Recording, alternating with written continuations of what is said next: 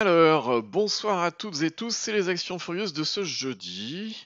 Avertissement, cette vidéo est uniquement à but pédagogique, je partage simplement mes propres avis et réflexions. Les actions présentées ne sont en aucun cas des conseils d'achat ou de vente, et vous êtes seul responsable de vos investissements. Et comme d'habitude, pour me suivre, c'est sur Twitter, @trendfrance.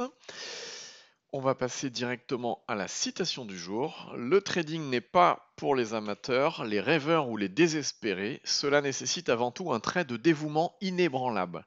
Donc si vous allez trader, tradez comme vous le pensez. Allez, le CAC.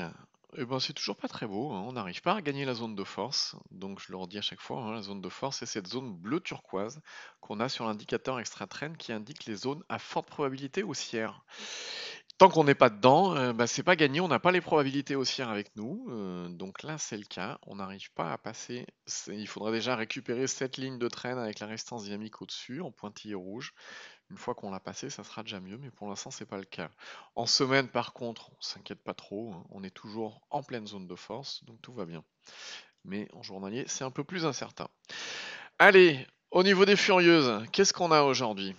On a ouais, un petit peu toujours les mêmes, hein, parce que vu qu'elles ont des forces relatives, qu'on les a prises correctement, etc., eh bien elles continuent en permanence. On a Aegon qui continue encore aujourd'hui, depuis la cassure de la résistance dynamique et du seuil qu'on avait cassé là, le seuil qu'on a cassé là, etc. Ça continue, c'est bien. On a ArcelorMittal qui est ici, pareil, la cassure de 29-25, et puis derrière en ligne droite. Alors elle prend pas beaucoup, hein, elle prend 0,80 aujourd'hui, mais en tout cas on progresse régulièrement. AXA, alors AXA qui a méché, qui a du mal à casser les plus hauts et à les tenir surtout. On l'a suivi un paquet de fois, hein, ça a cassé là, là, là, là. Là, peut-être qu'une petite consolidation serait bienvenue, parce qu'on a eu un beau mouvement là. Donc à voir ce que ça fait demain, si le retournement est effectif ou pas. Mais bon, très peu de volume, une petite mèche, faut voir. On a également BE semi-conducteur qui a cassé sa résistance dynamique et qui est parti comme une flèche avec un bon volume.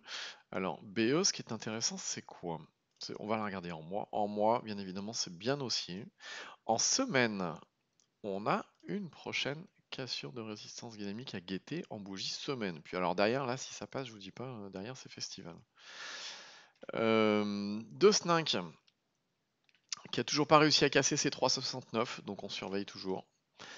On a De Richebourg qui mèche, mais bon, on la surveille depuis ici, elle est bien partie, elle a fait un bon mouvement. C'est possible que effectivement on ait consolidation après, je sais pas, allez 18% quand même, hein. Donc oui, c'est possible. On a Eramet qui finit sur ses plus hauts et qui est vraiment bien. On a eu la cassure, donc premièrement de la résistance oblique là, ensuite la résistance dynamique là, et ensuite les 76,85 qu'on avait tracé ici, qui ont servi pour rebondir correctement. On finit sur les plus hauts, les volumes sont pas dingues hein, quand même, hein. On a également KBC qui, pareil, a fait encore un nouveau plus haut depuis la cassure de la résistance dynamique qu'on avait là. OCI, vous savez, oui, c'est hier, on en a parlé. Il y a eu la cassure de cette résistance oblique là. Et bien aujourd'hui, on a une belle bougie qui progresse. Alors la bougie est rouge, c'est pas une bougie verte, mais en tout cas, les cours ont progressé, on a bien avancé. On a également SMCP, toujours à surveiller la cassure de résistance dynamique. Vous voyez, on est allé la tâter aujourd'hui, mais c'est pas passé. Donc on va toujours surveiller ce niveau parce que c'est un niveau qui est intéressant. On a déjà déclenché la zone de force. Derrière la résistance dynamique, derrière ça peut déclencher mouvement, volatilité, etc. Si on se met, bah tiens, on va l'afficher, je ne sais pas si je vous l'avais montré là-dessus sur SMCP. On a une résistance court terme qu'on a cassée aujourd'hui, voilà, qui était sur ce niveau-là.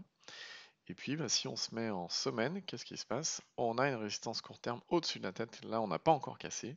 Ce serait bien qu'on la casse, puisque derrière ça pourrait donner une impulsion qui nous mettrait un mouvement plutôt intéressant. Et on a également XFAB.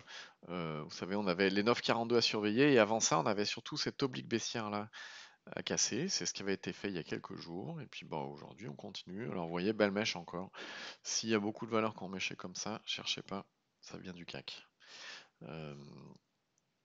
Donc voilà ce qu'on a pour aujourd'hui. Si vous souhaitez télécharger l'indicateur ExtraTrend, eh bien, soit vous tapez ExtraTrend dans Google, ou alors vous allez sur le site indicators.net pour le télécharger. C'est cet indicateur-là qu'on a sous les yeux et que j'ai sur tous mes graphes. Si vous trouvez un intérêt à cet indicateur et qu'il vous plaît vraiment, bah, n'hésitez pas à mettre un bon commentaire comme celui-ci. Et puis, une chose importante, hier, effectivement, on a diffusé à 18h une nouvelle émission de WeBourse que j'ai eu l'occasion de présenter sur les 15 astuces indispensables sur la bourse et le trading. Si vous ne l'avez pas vu, le replay pardon, est disponible. Donc je vous mettrai le lien en dessous de dans la description de cette vidéo-là. Sinon, vous tapez simplement WeBourse dans YouTube. Et puis vous tombez directement dessus. Sur ce, je vous souhaite à toutes et tous une bonne soirée et à demain, 18h.